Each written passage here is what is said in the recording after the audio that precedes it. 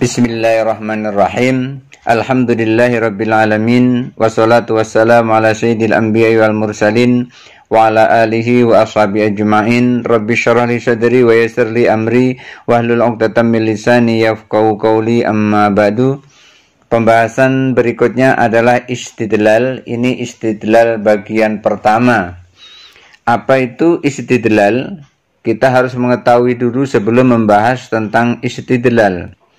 Istidlal berasal dari kata istadlala yastadlilu, yang berarti meminta petunjuk atau memperoleh dalil atau menarik kesimpulan. Imam Ad-Dimyati memberikan arti istidlal secara umum, yaitu mencari dalil untuk mencapai tujuan yang diminta.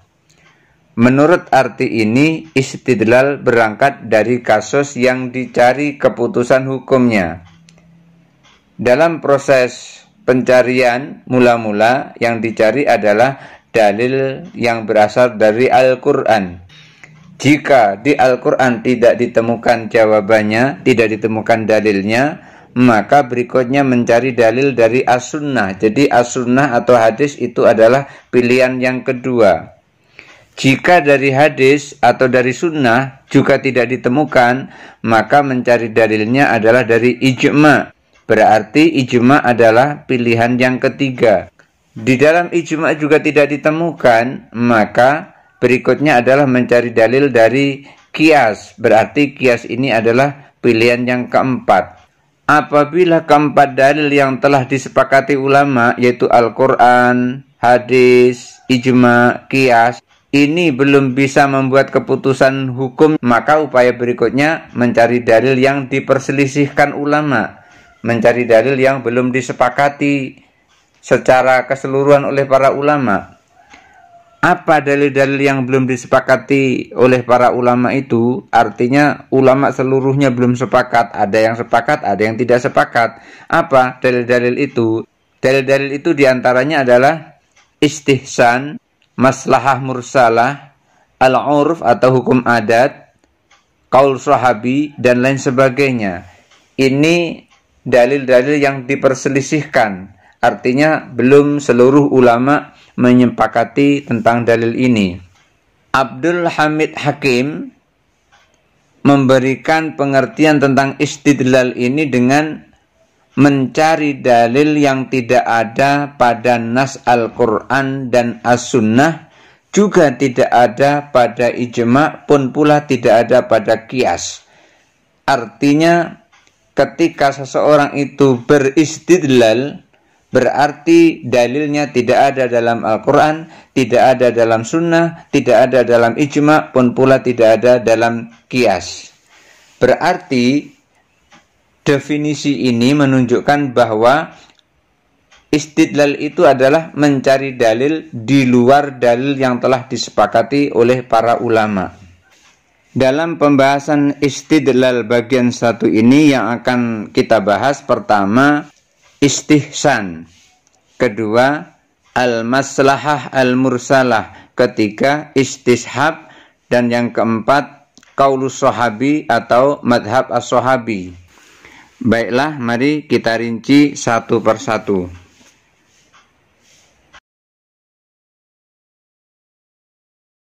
Pembahasan pertama, istihsan. Apa itu istihsan?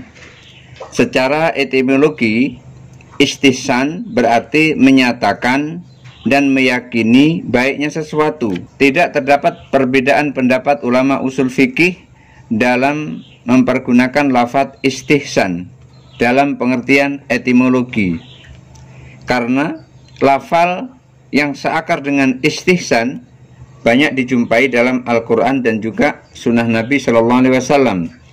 Misalnya di dalam Al-Quran, dalam surah Az-Zumar, Bismillahirrahmanirrahim, alladzina yastami'una al-qawla fayattabi'una ahsanahu.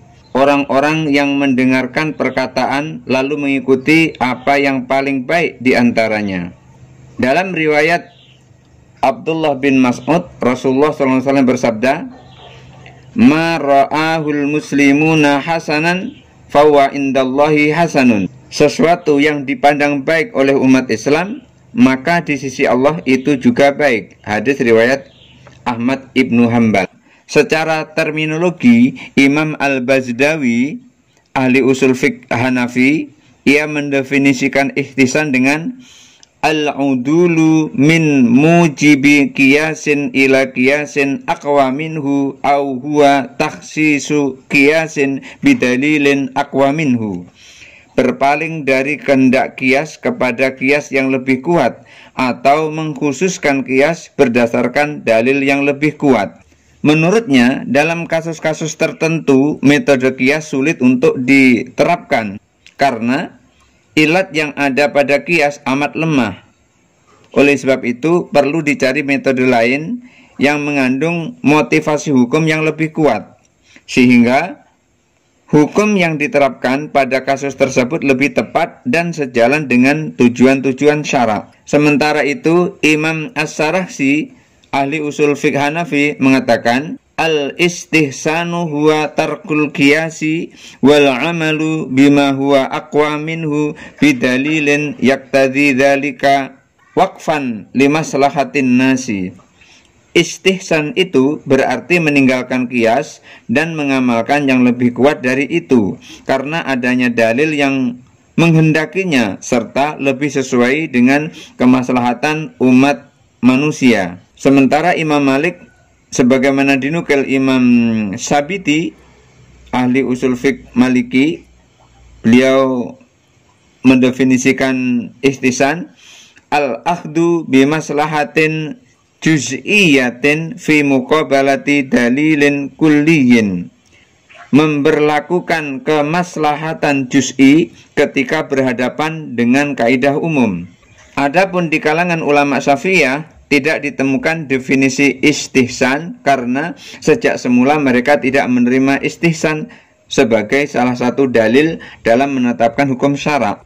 Dalam masalah ini, Imam Asy-Syafi'i mengatakan, man istahsana faqad syara'a. Barang siapa yang menggunakan istihsan, sesungguhnya ia telah membuat syara. Di kalangan ulama Hanabilah terdapat definisi istihsan. Ibnu Qudama, ahli usul fiqh Hambali, mendefinisikan istihsan dengan al-udulu bihukmil mas'alati an nadha'iriha bidalilin khasin min kitabin aw sunnatin. Berpaling dari hukum dalam suatu masalah disebabkan adanya dalil khusus yang menyebabkan pemalingan ini, baik dari ayat Al-Quran maupun dari sunnah Rasul. Dengan demikian, tiga madhab fiqh yaitu Hanafiyah, Malikiyah, sebagian ulama Hanabilah menerima istihsan sebagai salah satu metode dalam mengistimbatkan hukum syara. Imam Al-Ghazali dari kalangan Syafi'iyah secara tegas memang menolak istihsan, tetapi secara substansi ia menerima konsep istihsan.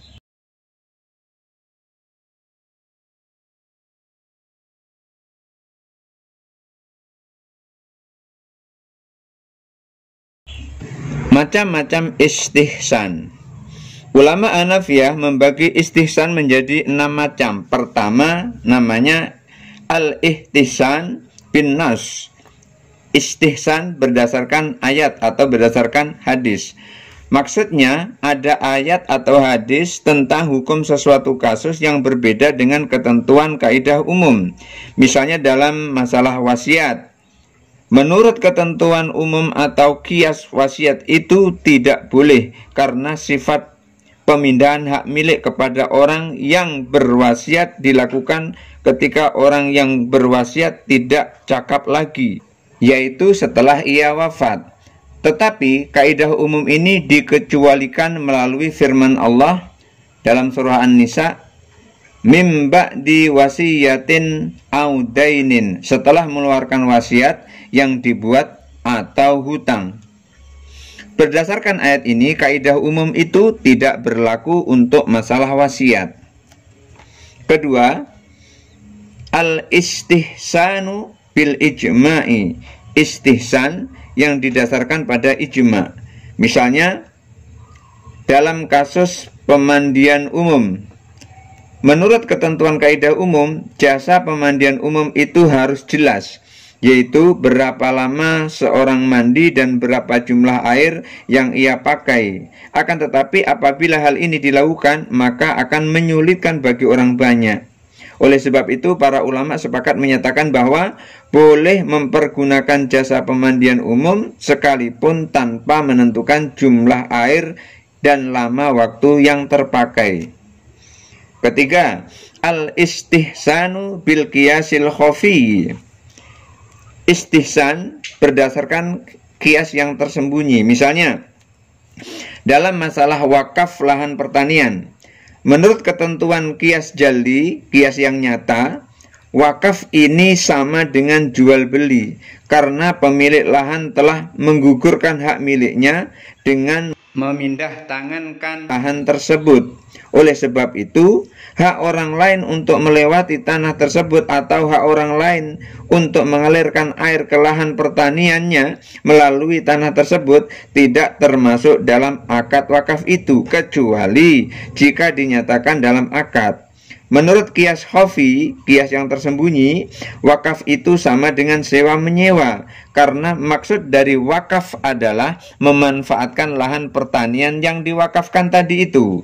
Dengan sifat ini, maka seluruh hak orang lain yang telah ada di lahan pertanian tersebut, seperti hak melewati lahan pertanian itu atau hak mengalirkan air di atas lahan pertanian itu, termasuk ke dalam akad wakaf, sekalipun tidak dijelaskan dalam akad.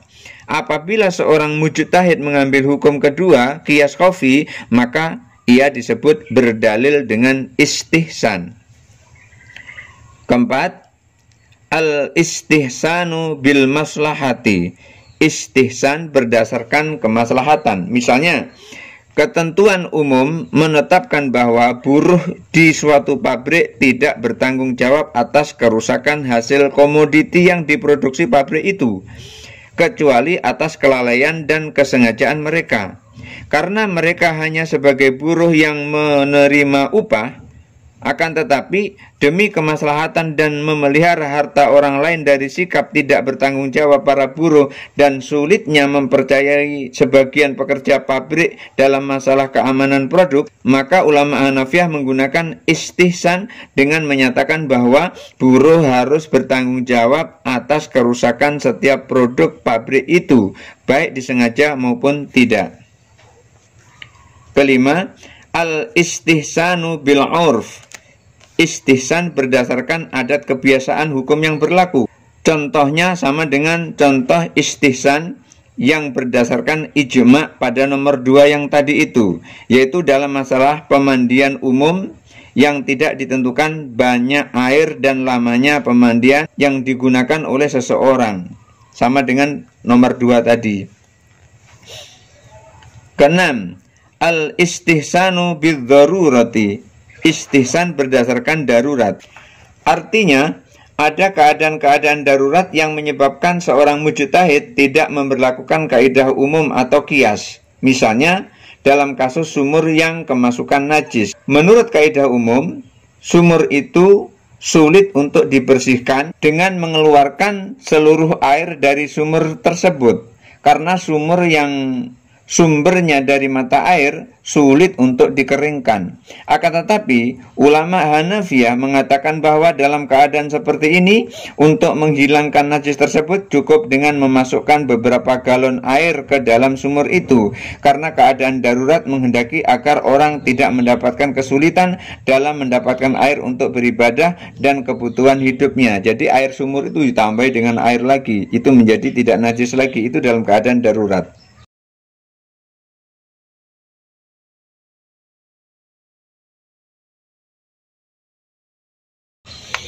Kehujahan istihsan.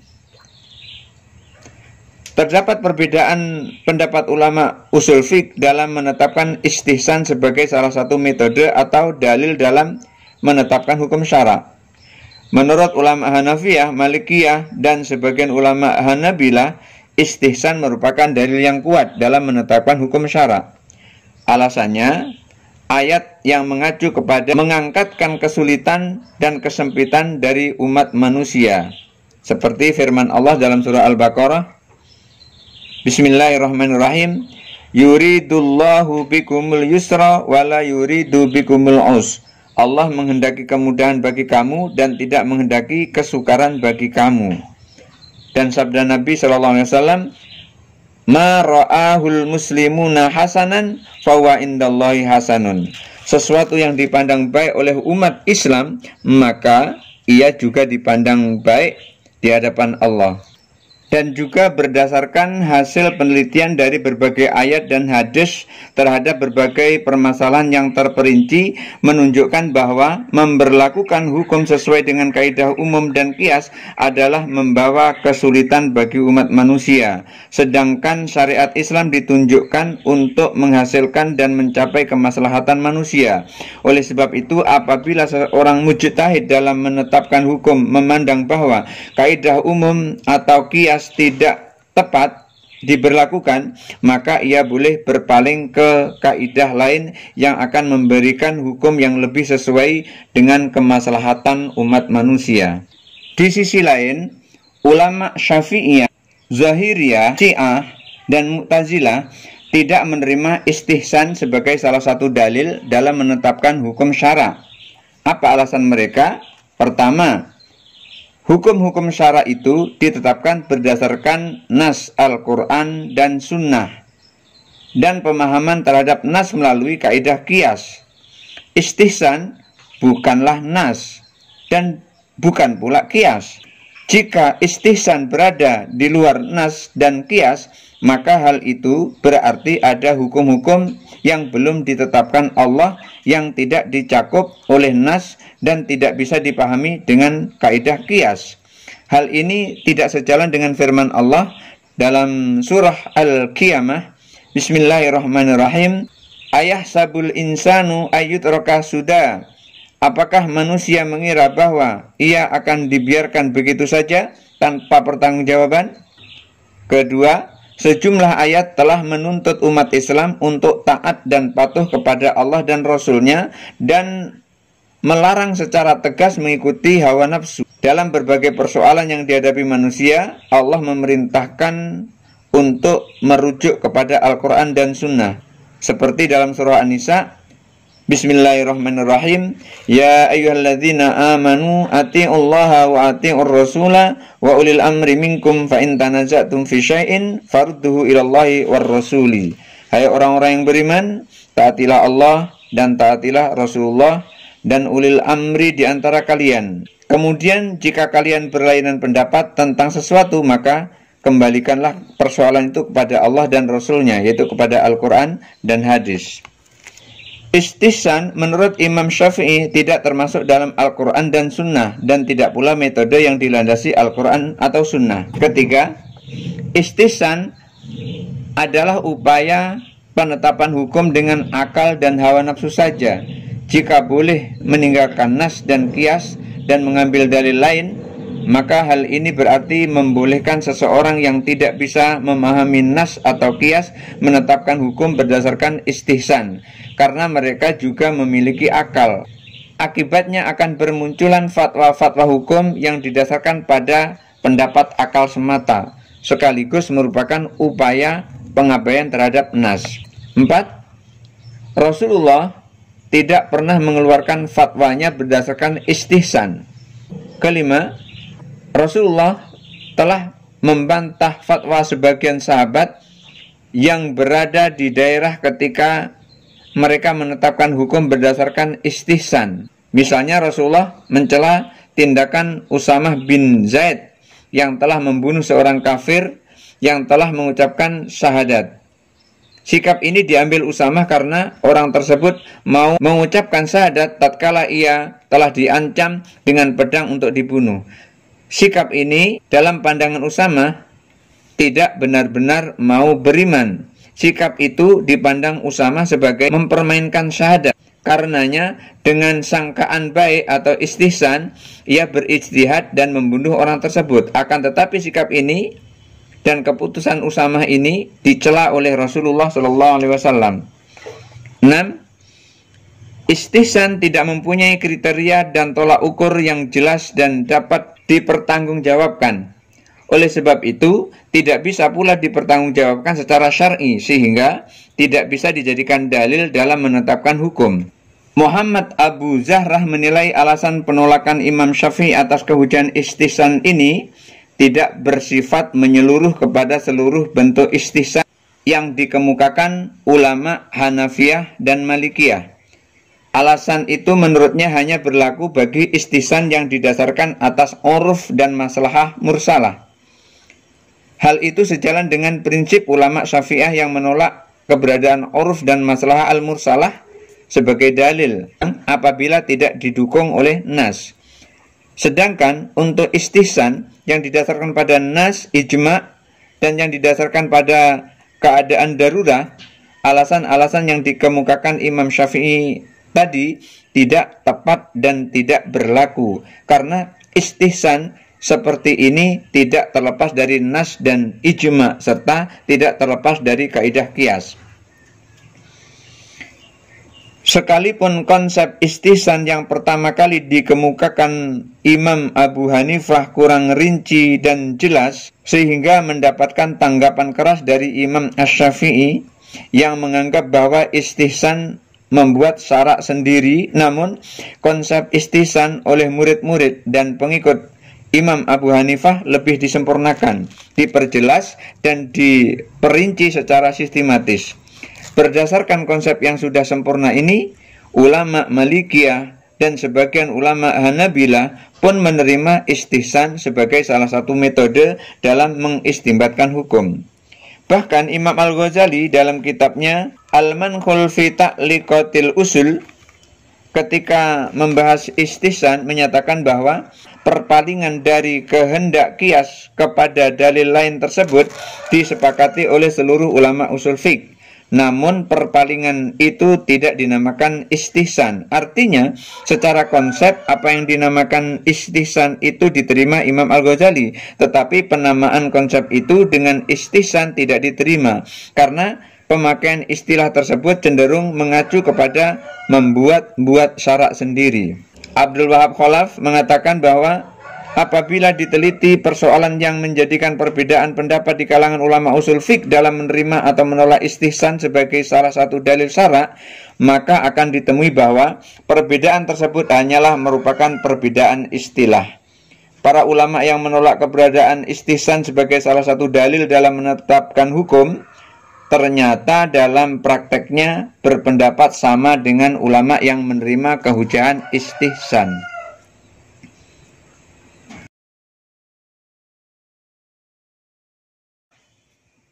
Pembahasan kedua, maslahah al-mursalah.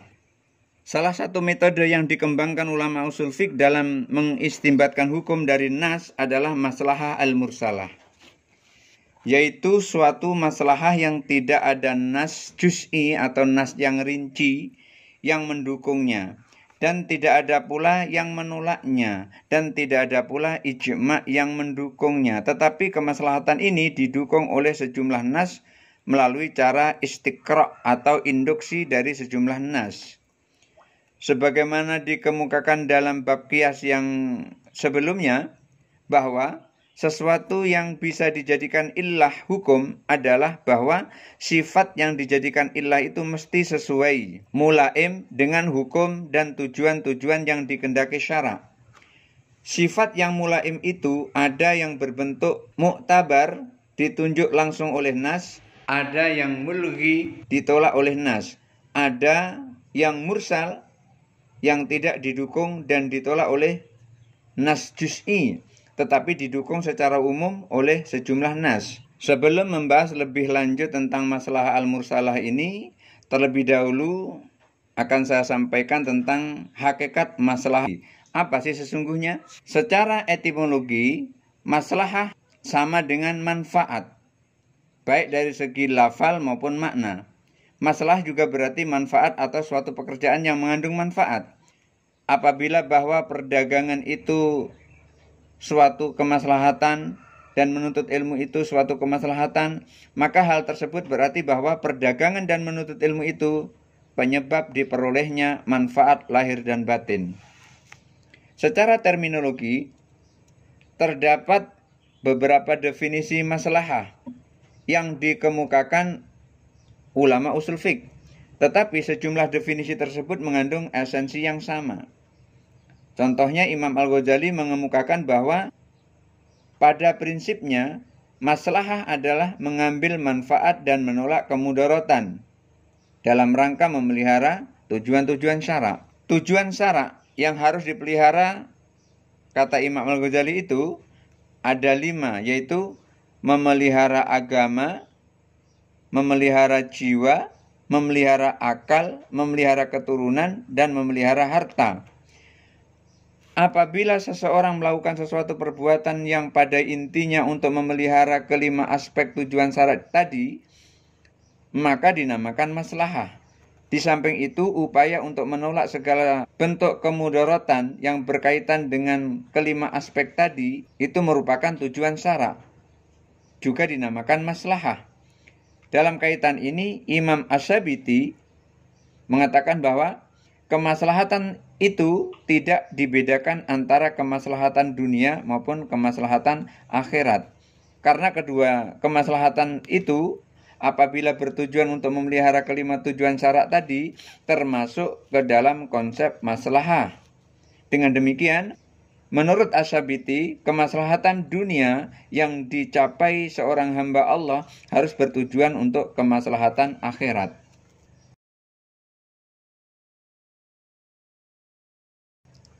Macam-macam maslahah. Para ahli usul fiqh mengemukakan beberapa pembagian maslahah. Di antaranya pertama, al-maslahatu dzaruriyatu, kemaslahatan yang berhubungan dengan kebutuhan pokok manusia di dunia dan di akhirat. Kemaslahatan ini ada 5. Pertama, memelihara agama, seperti yang tadi saya sampaikan. Yang kedua, memelihara jiwa. Ketiga, memelihara akal. 4, memelihara keturunan. 5, memelihara harta. Kelima maslahah ini disebut dengan maslahah al-khamsah. Kedua, al-maslahatul hajiyatu, yaitu kemaslahatan yang dibutuhkan dalam menyempurnakan kemaslahatan pokok atau kemaslahatan mendasar sebelumnya yang berbentuk keringanan untuk mempertahankan dan memelihara kebutuhan mendasar manusia. Ketiga, al-maslahatu tahsiniyatu, yaitu kemaslahatan yang sifatnya pelengkap berupa keleluasaan yang dapat melengkapi kemaslahatan sebelumnya. Misalnya, dianjurkan untuk memakan yang bergizi dan sebagainya. Dilihat dari segi kandungan maslahah, para ulama usul fiqh membaginya menjadi pertama, al-maslahatul 'ammah, yaitu kemaslahatan umum yang menyangkut kepentingan orang banyak. Kedua, al-maslahatul khassah, kemaslahatan khusus atau pribadi, dan ini sangat jarang sekali, seperti kemaslahatan yang berkaitan dengan pemutusan hubungan perkawinan seorang yang dinyatakan hilang. Dilihat dari segi berubah atau tidaknya maslahah, menurut Muhammad Mustafa As-Salabi, guru besar usul fiqh Universitas Al-Azhar, beliau mengatakan yang pertama, al-maslahatu tsabitah, yaitu kemaslahatan yang bersifat tetap dan tidak berubah sampai akhir zaman. Misalnya, berbagai kewajiban ibadah seperti sholat, puasa, zakat, dan haji itu tetap sampai hari kiamat. Kedua, al-maslahatul mutaghayyirah, yaitu kemaslahatan yang berubah-ubah sesuai dengan perubahan tempat, waktu, dan subjek hukum. Kemaslahatan seperti ini berkaitan dengan kemaslahatan muamalah dan adat kebiasaan seperti dalam masalah makanan yang berbeda-beda antara satu daerah dan daerah lain. Dilihat dari segi keberadaan maslahah, menurut syara terbagi kepada pertama, al-maslahatul mu'tabarah, yaitu kemaslahatan yang didukung oleh syara. Maksudnya ada dalil khusus yang menjadi dasar, bentuk, dan jenis maslahah tersebut. Misalnya, hukuman atas orang yang meminum minuman keras dalam hadis Rasulullah dipahami secara berlainan oleh para ulama fiqh disebabkan perbedaan alat pemukul yang dipergunakan Rasulullah ketika melaksanakan hukuman bagi orang yang meminum minuman keras. Ada hadis yang menunjukkan bahwa alat yang digunakan Rasul adalah sandal atau alas kaki sebanyak 40 kali. Ini menurut hadis riwayat Ahmad Ibnu Hambal dan Al-Baihaqi. Dan ada kalanya dengan pelepah kurma atau pelepah pohon kurma juga sebanyak 40 kali. Ini menurut hadis Al-Bukhari dan Muslim. Oleh sebab itu Umar Ibnu Khattab setelah bermusyawarah dengan para sahabat lain menjadikan hukuman dera bagi orang yang meminum minuman keras sebanyak 80 kali dera. Umar Ibnu Khattab mengkiaskan orang yang meminum minuman keras kepada orang yang menuduh orang lain berbuat zina. Logikanya adalah seorang yang meminum minuman keras apabila mabuk bicaranya tidak bisa terkontrol dan diduga keras akan menuduh orang lain berbuat zina. Hukuman untuk seseorang yang menuduh orang lain berbuat zina adalah 80 kali dera. Oleh sebab itu, adanya dugaan keras menuduh orang lain berbuat zina akan muncul dari orang yang mabuk. Maka Umar dan Ali bin Abi Thalib mengatakan bahwa hukuman orang minum minuman keras sama dengan hukuman orang yang menuduh orang lain berbuat zina. Cara melakukan kias atau analogi ini menurut para ulama usul fiqh termasuk kemaslahatan yang didukung oleh syara. Artinya, bentuk dan jenis hukuman dera 80 kali bagi orang yang meminum minuman keras dianalogikan dengan seorang yang menuduh orang lain berbuat zina. Inilah yang dimaksud para ulama usul fiqh dengan kemaslahatan yang jenisnya didukung oleh syara.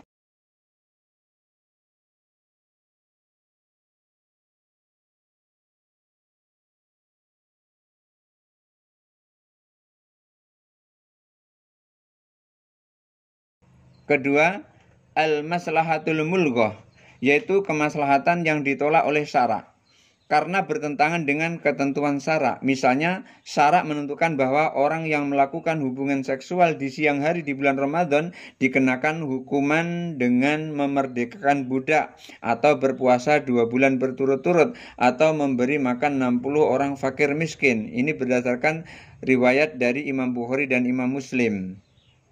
Al-Lais Ibnu Sa'ad menetapkan hukuman puasa 2 bulan berturut-turut bagi seorang yang melakukan hubungan seksual dengan istrinya di siang hari Ramadan.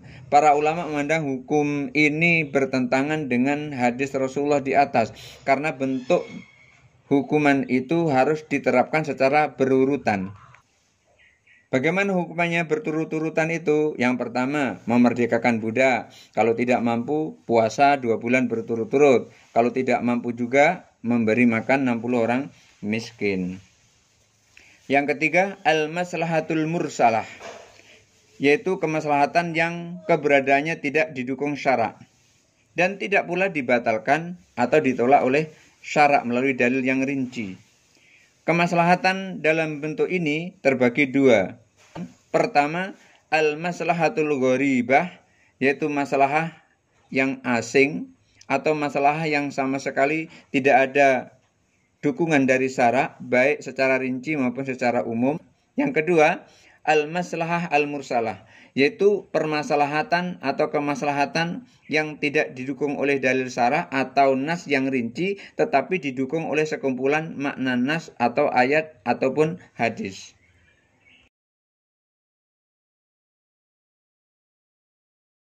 Pembahasan yang ketiga, istishab. Apa itu istishab? Istishab itu berarti minta bersahabat, itu secara etimologi, atau membandingkan sesuatu dan mendekatkannya, itu secara etimologi. Secara terminologi, ada beberapa definisi istishab yang dikemukakan para ahli usul fiqh. Menurut Imam Al-Ghazali, istishab berarti berpegang pada dalil akal atau syara, bukan didasarkan karena tidak mengetahui adanya dalil, tetapi setelah dilakukan pembahasan dan penelitian cermat, diketahui tidak ada dalil yang mengubah hukum yang telah ada. Maksudnya, apabila dalam suatu kasus telah ada hukumnya dan tidak diketahui ada dalil lain yang mengubah hukum tersebut, maka hukum yang telah ada di masa lampau itu tetap berlaku sebagaimana adanya. Ibnu Hazm tokoh usul fiqh Zahiriyah mendefinisikan istishab dengan berlakunya hukum asal yang ditetapkan berdasarkan nas, yaitu ayat maupun hadis, sampai ada dalil lain yang menunjukkan perubahan hukum tersebut. Kedua definisi ini pada dasarnya mengandung pengertian bahwa hukum-hukum yang sudah ada pada masa lampau tetap berlaku untuk zaman yang sekarang dan juga yang akan datang, selama tidak ada dalil yang mengubah hukum tersebut. Misalnya, seorang membeli seekor kuda pacuan yang menurut penjualnya kuda tersebut telah terlatih untuk berpacu dan telah sering ikut pacuan. Akan tetapi setelah dibeli ternyata kuda tersebut belum terlatih untuk berpacu dan belum pernah ikut pacuan. Dalam kasus seperti ini, hukum yang ditetapkan hakim adalah bahwa kuda tersebut memang belum terlatih untuk berpacu. Jadi dalil yang nyatanya dia memang belum berpacu, walaupun dikatakan ia telah pandai berpacu, pandai berlomba. Karena pada dasarnya seekor kuda belum terlatih berpacu, kecuali ada bukti-bukti yang menunjukkan bahwa kuda itu sering ikut pacuan.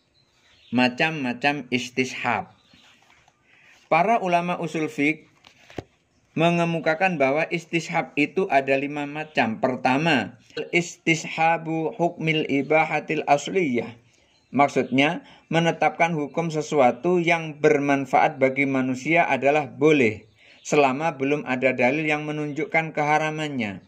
Misalnya, seluruh pepohonan yang ada di hutan merupakan milik bersama umat manusia dan masing-masing orang berhak untuk menebang dan memanfaatkan pohon dan buahnya sampai ada bukti yang menunjukkan bahwa hutan itu telah menjadi milik seseorang.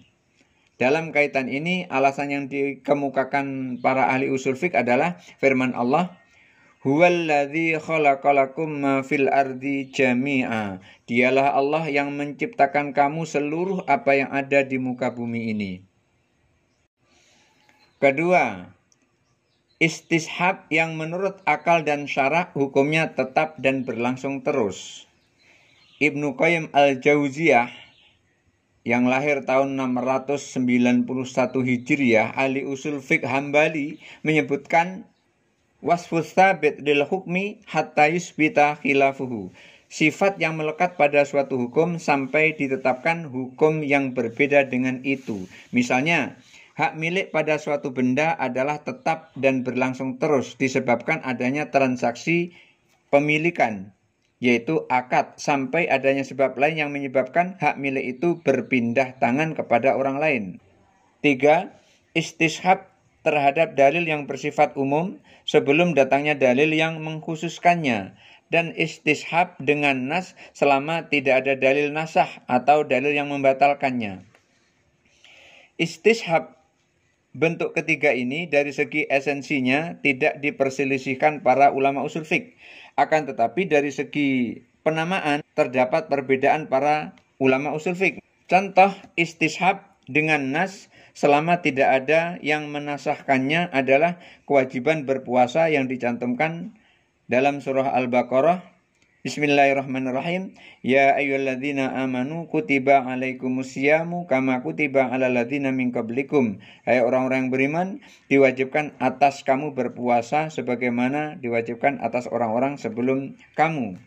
Kewajiban berpuasa di bulan Ramadan yang berlaku bagi umat sebelum Islam tetapi tetap wajib bagi umat Islam berdasarkan ayat di atas, selama tidak ada nas lain yang membatalkannya.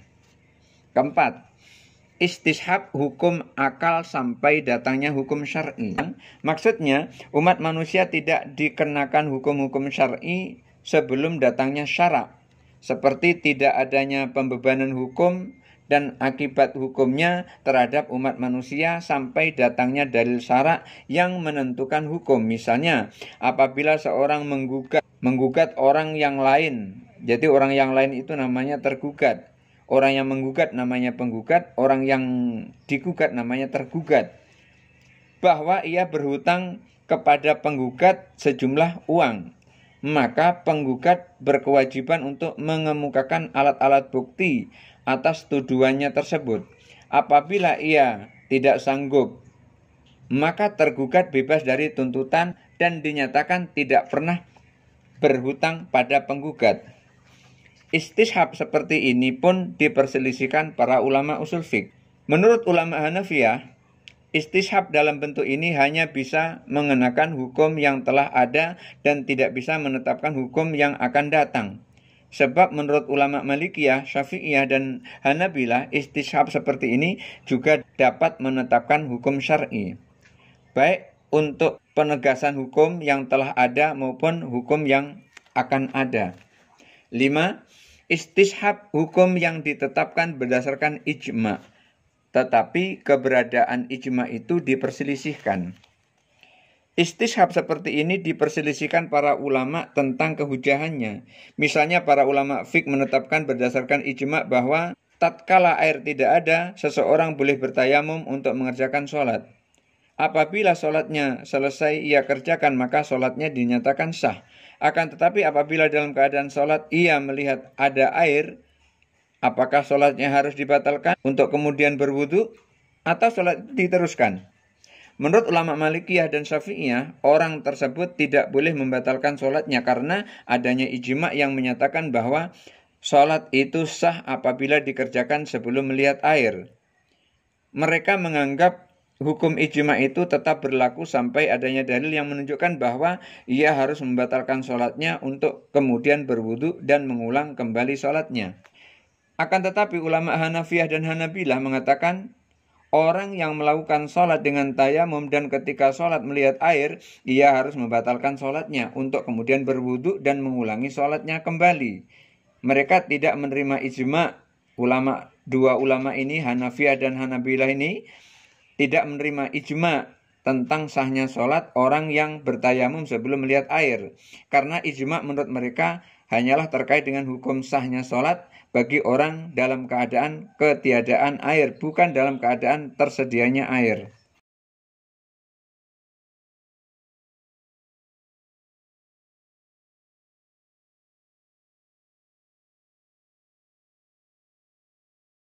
Kehujahan istishab.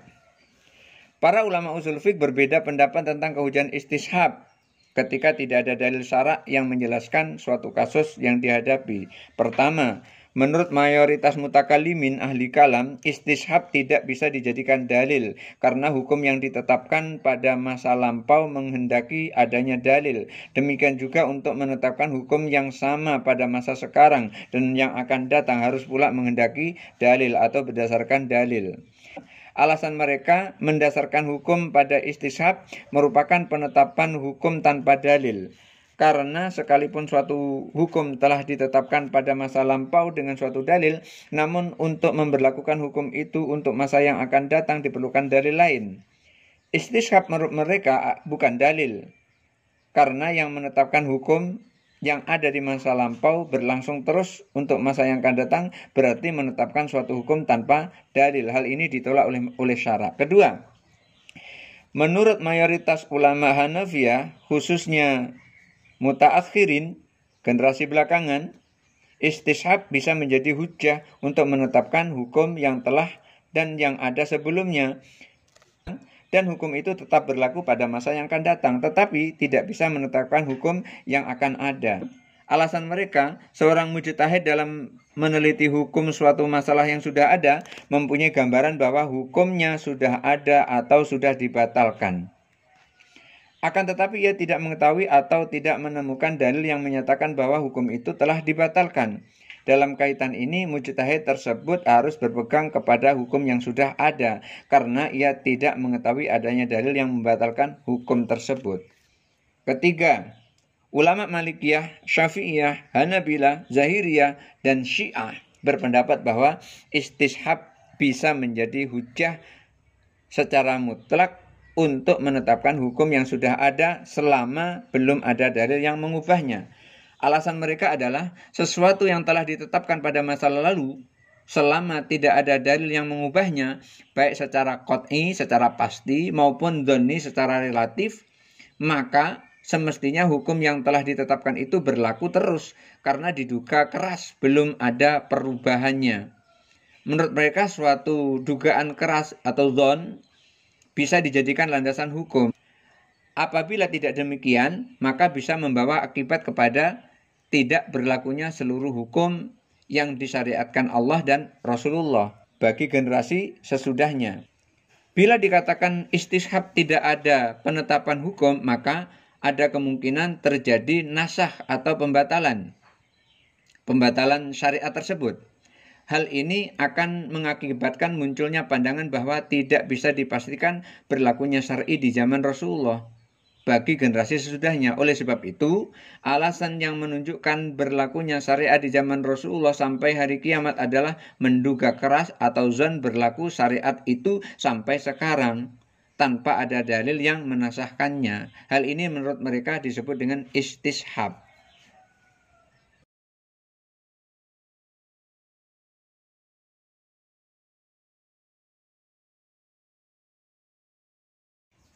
Pembahasan keempat, qaul sahabi atau madhab sahabi. Apa itu qaul sahabi atau madhab sahabi atau pendapat sahabi? Madhabus sahabi berarti pendapat para sahabat Rasulullah, yaitu yang dimaksud pendapat sahabat adalah pendapat para sahabat tentang sesuatu kasus yang dinukil para ulama, baik berupa fatwa maupun ketetapan hukum. Sedangkan ayat atau hadis tidak menjelaskan hukum terhadap kasus yang dihadapi sahabat tersebut. Di samping belum adanya ijma' para sahabat yang menetapkan hukum tersebut, persoalan yang dibahas para ulama usul fiqh adalah apabila pendapat para sahabat itu diriwayatkan dengan jujur yang sahih, apakah wajib diterima, diamalkan, atau dijadikan dalil. Selanjutnya untuk memperjelas apa sih dan siapa sih sesungguhnya sahabat itu. Yang dimaksud dengan sahabat menurut ulama usul fiqh adalah seseorang yang bertemu dengan Rasulullah dan beriman kepadanya serta mengikuti dan hidup bersamanya dalam waktu yang panjang. Dijadikan rujukan oleh generasi sesudahnya dan mempunyai hubungan khusus dengan Rasulullah SAW sehingga secara adat dinamakan sebagai sahabat. Ada pula ulama yang mempersingkat identitas sahabat itu dengan orang yang bertemu dan beriman kepada Nabi Shallallahu Alaihi Wasallam serta hidup bersamanya dalam waktu yang cukup lama. Itu pengertian yang singkat. Kehujahan mazhab sahabi atau pendapat sahabi. Para ulama usul fiqh sepakat menyatakan bahwa pendapat sahabat yang dikemukakan berdasarkan hasil ijtihad tidak dapat dijadikan hujah dalam menetapkan hukum syara'. Baik pendapat itu berupa fatwa maupun ketetapan hukum. Sebaliknya, mereka sepakat bahwa pendapat para sahabat yang terkait dengan permasalahan yang tidak bisa dinalar logika atau ijtihad dapat diterima sebagai hujjah. Kemudian para ulama usul fiqh juga sepakat bahwa ijma' sahabat secara jelas atau ijma' sahabat yang tidak diketahui ada yang mengingkari dapat dijadikan hujjah, seperti kakek berhak menerima pembagian waris 1/6 harta yang ditinggalkan si mayat atau pewaris. Persoalan yang menimbulkan perbedaan pendapat di kalangan para ulama adalah pendapat para sahabat yang berdasarkan ijtihad semata-mata. Apakah menjadi hujjah bagi generasi sesudahnya? Ulama Hanafiyah, Imam Malik, qaul qadim Imam Syafi'i, dan pendapat terkuat dari Imam Ahmad Ibnu Hambal menyatakan bahwa pendapat sahabat itu menjadi hujjah, dan apabila pendapat para sahabat bertentangan dengan qiyas, maka pendapat sahabat didahulukan. Alasan yang mereka kemukakan antara lain adalah firman Allah, Bismillahirrahmanirrahim, kuntum khaira ummatin ukhrijat linnasi ta'muruna bil ma'rufi wa tanhauna 'anil munkar. Kalian adalah sebaik-baik manusia, sebaik-baik umat yang dikeluarkan untuk manusia, yang untuk menyuruh berbuat baik dan untuk melarang berbuat yang mungkar. Menurut mereka, ayat ini ditujukan kepada para sahabat. Kemudian dalam ayat lain, was-sabiqunal awwaluna minal muhajirin wal ansari walladzina taba'uhum bi ihsanin radhiyallahu anhum. Orang-orang yang terdahulu lagi yang pertama masuk Islam di antara orang-orang muhajirin dan ansar dan orang-orang yang mengikuti mereka dengan baik, Allah meridhai mereka. Dalam ayat ini menurut mereka Allah secara jelas memuji para sahabat karena merekalah yang pertama sekali masuk Islam. Pujian ini juga diberikan kepada generasi sesudahnya yang mengikuti langkah-langkah para sahabat. Alasan lain yang mereka kemukakan adalah sabda Rasul, ashabi kan nujumi bi ayyihim iqtadaitum ihtadaitum. Sahabatku ibarat bintang, siapapun kamu ikuti, maka kamu akan mendapatkan petunjuk. Dalam hadis lain Rasulullah bersabda, iqtadu billadzina min ba'di. Hendaklah kamu berpegang dengan sunnahku dan sunnah khalifah yang 4 sesudahku. Hadis ini riwayat dari Abu Daud dan Ahmad Ibnu Hanbal. Menurut Imam Malik dan Imam Ahmad Ibnu Hanbal, kedua sabda Rasul SAW itu secara jelas menunjukkan bahwa umat Islam diwajibkan untuk mengikuti sunnah para sahabat. Imam Malik dan Imam Ahmad Ibnu Hanbal selanjutnya mengatakan bahwa adalah sangat penting apa yang dilakukan dan dikatakan para sahabat adalah datangnya dari Rasulullah SAW. Bahkan tidak sedikit pendapat mereka yang didasarkan kepada petunjuk Rasulullah SAW. Di samping itu, para sahabat tidak akan mengeluarkan pendapatnya kecuali dalam hal-hal yang amat penting. Hal ini menunjukkan sikap kehati-hatian mereka dalam menjawab persoalan hukum yang dihadapkan kepada mereka. Di sisi lain, apabila orang awam dibolehkan mengikuti pendapat para mujtahid, maka mengikuti pendapat para sahabat tentu akan lebih boleh lagi. Karena Rasulullah SAW mengatakan bahwa generasi sahabat merupakan generasi terbaik. Sebagian ulama Syafi'iyah, Jumhur al-Asy'ariyah, Mu'tazilah, dan Syiah mengatakan bahwa pendapat sahabat itu tidak dapat dijadikan hujjah dalam menetapkan hukum. Karena ijtihad mereka sama dengan ijtihad ulama lainnya yang tidak wajib diikuti mujtahid lain. Alasan yang mereka kemukakan adalah firman Allah, fa'tabiru ya ulil absar. Maka ambillah iktibar, ambil pelajaran, hai orang-orang yang mempunyai pandangan. Dalam ayat ini Allah memerintahkan orang yang memiliki pengetahuan untuk mengambil iktibar, yaitu berijtihad. Selanjutnya, ulama Syafi'iyah mengatakan dalam penelusuran terhadap pendapat para sahabat dikemukakan bahwa sebagian pendapat mereka didasarkan pada ijtihad, dan terjadinya kesalahan dalam ijtihad itu bukanlah suatu yang mustahil, karena tidak ada jaminan bahwa mereka tidak akan salah dalam melakukan ijtihad.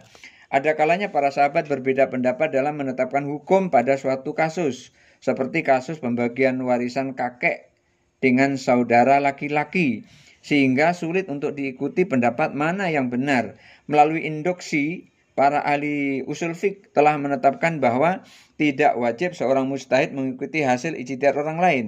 Oleh karena itu, mengikuti pendapat sahabat pun menjadi tidak wajib.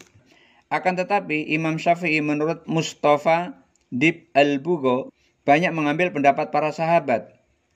Bahkan ijma' yang ia terima sebagai dalil dalam menetapkan hukum adalah ijma' yang dilakukan para sahabat. Di samping hukum-hukum parsial atau hukum-hukum yang rinci yang diambil dari pendapat para sahabat, misalnya apabila terjadi perbedaan pendapat para sahabat, Imam Syafi'i mengambil pendapat sahabat yang lebih dekat kepada kandungan Al-Quran dan Sunnah Rasul. Seperti pendapat Ibnu Abbas tentang tidak diterimanya kesaksian anak kecil. Dalam hubungan ini Imam Syafi'i mengatakan pendapat Ibnu Abbas lebih dekat kepada Al-Quran dan Qiyas. Imam Syafi'i juga mengambil pendapat seorang sahabat yang tidak diketahui apakah disetujui atau tidak oleh sahabat lain, seperti pendapat Utsman bin Affan tentang hilangnya kewajiban sholat Jumat apabila bertepatan dengan Hari Raya Idul Fitri atau Hari Raya Idul Adha. Tidak diketahui pendapat para sahabat lain setuju atau tidak berkaitan dengan pendapat Utsman bin Affan ini. Pendapat sahabat seperti ini dapat diterima ulama Syafi'iyah. Ulama Hanafiyah membedakan antara pendapat sahabat yang sama sekali bukan permasalahan ijtihadiyah dengan pendapat para sahabat yang populer dan tidak diketahui adanya sahabat lain yang tidak menyetujui pendapat tersebut, serta pendapat sahabat yang didasarkan kepada ijtihad tetapi tidak populer. Apabila pendapat tersebut bukan dalam masalah ijtihadiyah dan tidak diketahui adanya sahabat lain yang tidak menyetujuinya, menurut ulama Hanafiyah, pendapat itu dapat diterima sebagai hujjah dalam menetapkan hukum syara. Alasannya mereka adalah dalam permasalahan yang tidak boleh dilakukan ijtihad, para sahabat tidak mungkin melakukan ijtihad terhadap permasalahan itu. Juga diduga keras bahwa pendapat itu muncul dari petunjuk atau sikap Rasulullah SAW. Pendapat seperti ini menurut ulama Hanafiyah statusnya sama dengan sunnah takririyah, pengakuan Rasulullah terhadap perbuatan para sahabat. Mudah-mudahan ada manfaatnya. Wallahul muwaffiq ila aqwamit thoriq. Wassalamualaikum warahmatullahi wabarakatuh.